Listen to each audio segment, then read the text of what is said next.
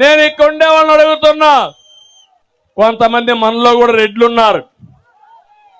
నేను అడుగుతున్నా, ఈ రెడ్లు ఎవరికైనా న్యాయం జరిగిందా మీకు? కానీ నలుగురికి జరిగింది. ఆ నలుగురు పెద్దిరెడ్డి, సజ్జల్ రెడ్డి, సుబ్బారెడ్డి, సాయిరెడ్డి, ఇక్కడుండే మీ ఎంపీ రెడ్డి. అంతే కదా? ఇంకా ఇక్కడుండే మా తమ్ముళ్ళు యువత, మీకు ఉద్యోగాలు వచ్చాయా తమ్ముళ్ళు? రైతు మీకు న్యాయం జరిగిందా? మీకు ఎవరైనా కాంట్రాక్ట్ చేసి వాళ్ళకు డబ్బులు వచ్చాయా? మీకు 95,000 కోట్ల రూపాయలు కాంట్రాక్టర్లు బిల్లులు బకాయిలు పెడితే 43 మంది ఆత్మహత్యలు చేసుకుంటే దీంట్లో సగం మంది రెడ్లే ఉన్నారు. బాధ అనిపించదా మీకు?